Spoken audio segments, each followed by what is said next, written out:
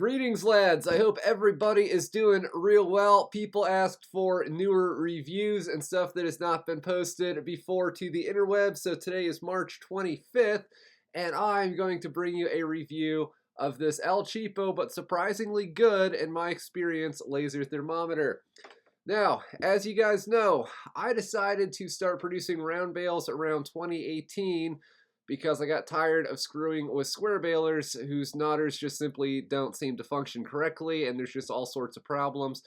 So when I got started on that journey, I started researching, I've only had one cup of coffee, round balers, and I discovered a lot of people have issues with them bursting into flames and catching on fire.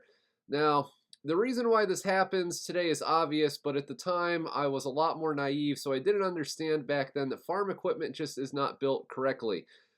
Hay machinery, and specifically hay balers, more so than about anything else I can think of off the top of my head.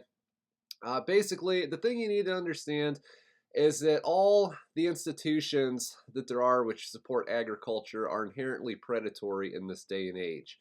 There's no concept any longer of, like for example, 50, 60 years ago, your favorite tractor manufacturer, whoever it was, they basically all said, okay, we need to build a quality piece of equipment that's going to last these farmers for many decades and many, many, many thousands of hours.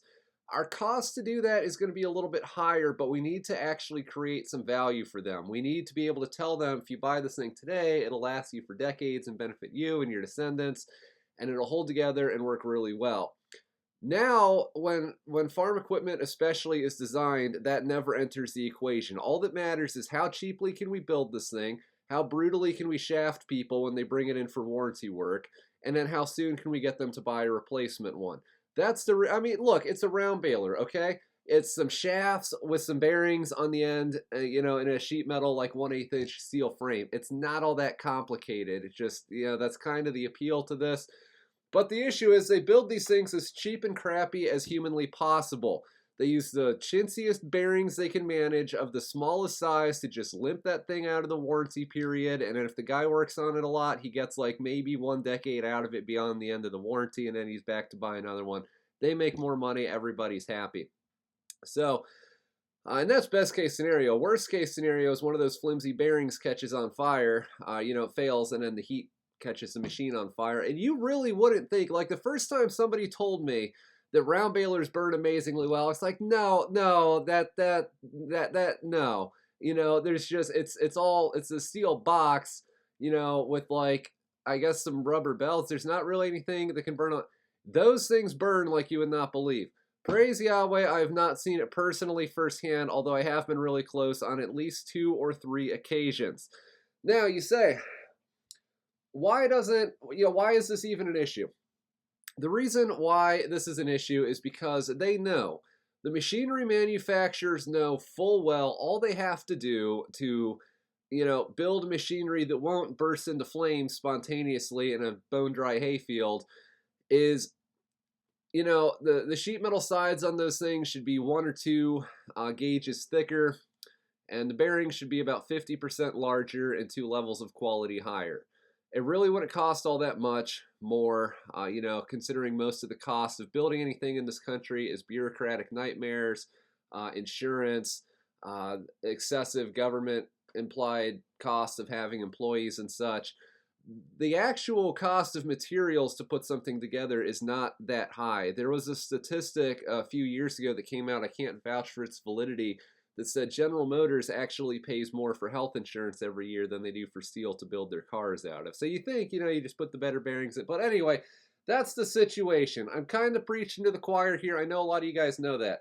The question is, what do we do about it, short of making our own, DIY backyard round balers?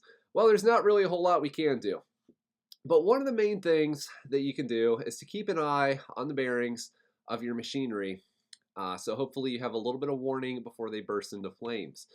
Now, generally the way I do this is the way that a lot of people in the hay production world do this.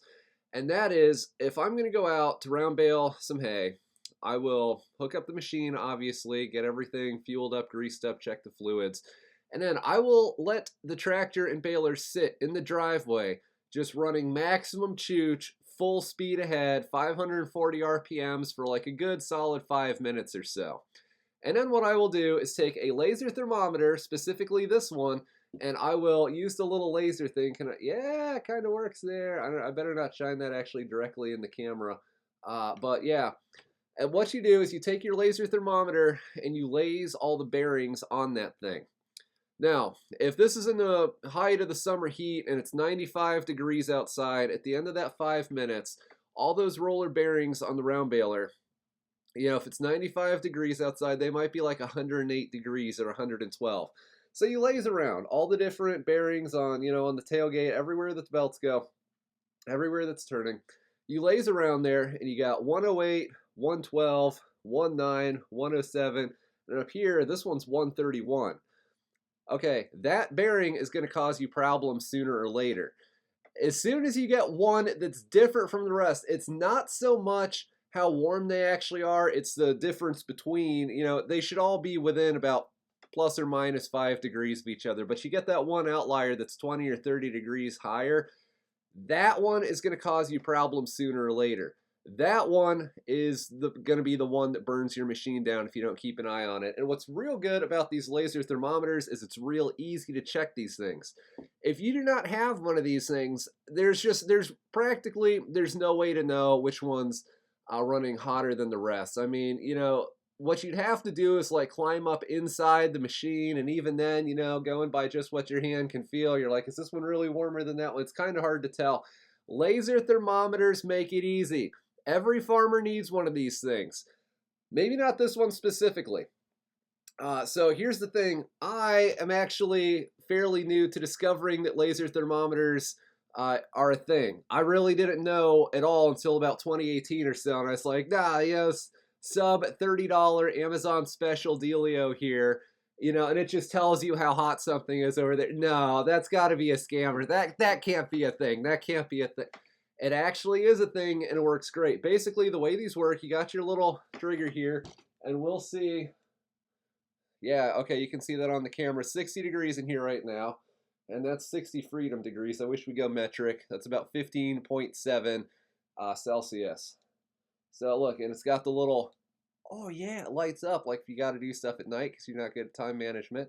End up out there. And then there's this one here, which I think, yeah, that turns the laser off, which I don't know why you'd ever want to do that, but you can. Anyway, so I thought the concept of a handheld laser thermometer was too good to be true, and I did not buy into these things until 2019. Specifically, I purchased this one, I'm going to pull up the order here, on September 8th of 2019, and I still have it, and it has been flawless. Now, I cannot tell you guys that this is the world's greatest laser thermometer, because I have not, I mean, for all I know it is, but I can tell you guys I wanted one of these that was affordable, and that would not fall apart and that would work. And this thing rode around with me in the tractor pretty much since then. You can see it's kind of just been sitting in a cup holder there. We got some legit grease and stuff there. And I'm not affiliated with eTechCity, but like I said, this is just the one that I happened to choose on Amazon, and mine has been flawless, and I'm very happy with it. Now, that's kind of the video of the day.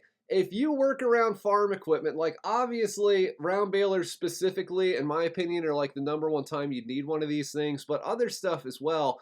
You know, the other thing is, if you buy old farm equipment, like let's say you bought a mower, you bought like a batwing shredder, you bought these things to fix them up, this can help you understand what you have as soon as you get it home.